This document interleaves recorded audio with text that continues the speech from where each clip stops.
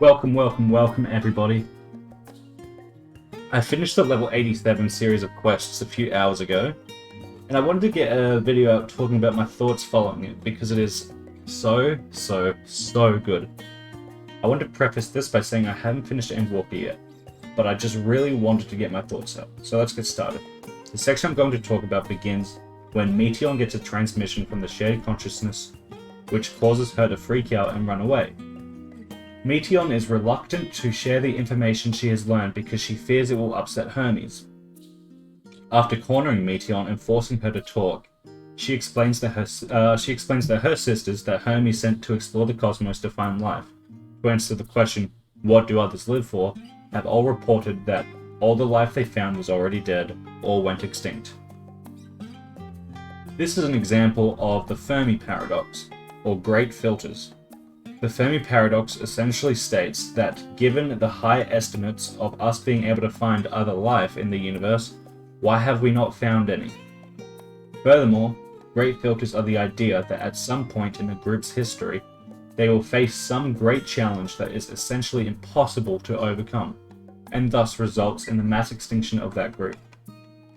Using these two ideas in conjunction, for us, we can get the idea that either a great filter is behind us that we have already passed, such as the formation of life itself, or perhaps the evolution of intelligent life, or the great filter lies ahead of us, in which we, as a species, are almost doomed to die. This could be us killing ourselves through nuclear war, or through unavoidable effects from climate change, or a myriad of other things, but something that in the end kills all other species. If the great filter is behind us, it would give reason as to why we have not found any evidence of extraterrestrial life. However, if we do at some point find even one more species among the stars, it gives cause for great concern for our own survival, as it means the great filter is almost certainly ahead of us. Extrapolating this idea back into Final Fantasy, we can see that, first of all, since all of the Meteor were able to find some form of life, either alive or dead, life in the universe is common, meaning there is most likely a great filter ahead of Atheris. And secondly, all of the civilizations went through some great ordeal, a great filter, from which they went extinct. The conclusion that can be drawn from this for the people of Atheris is that at some point in their future, they will face a great filter from which they can't recover. In this case, the final days.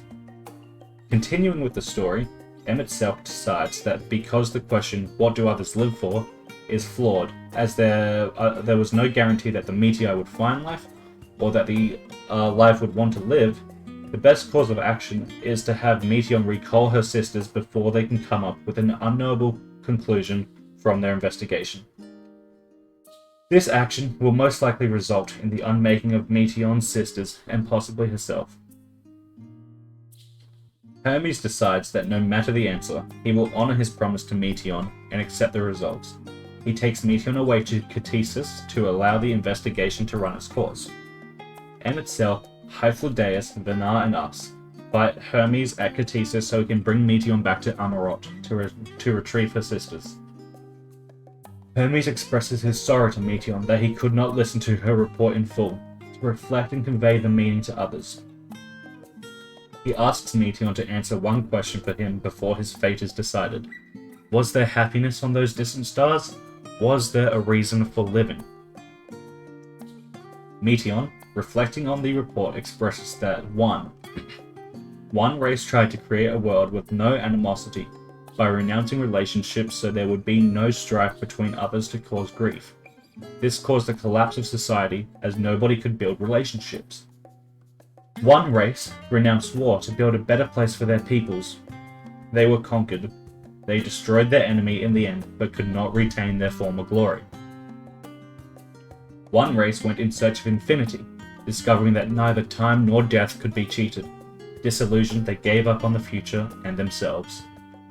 One race discarded everything that could bring about sorrow, hoping only to leave joy, finding that with a lack of sorrow, joy lost its savor, and they lost their will to live. All of these races believe they tried their best to bring about a world without sorrow and without pain, leaving only happiness. Meteor makes the discovery that in so doing, they learned the only truth, that as long as they lived, they would never be free of fear and sorrow, anger, despair, and loneliness. She takes it upon herself to deliver death unto the people of Ffxiv, as she believes it is the only way to escape the endless torment brought about by life. At this point, Meteor becomes the first beast of the final days. We can return to the discussion on Great Filters now. The one posited by this series of quests being that the search for a perfect world, one without sorrow, is one such that leads to the destruction of a world already in a state of perfection. Looking back at the examples given to us by Meteor, we can see that 1.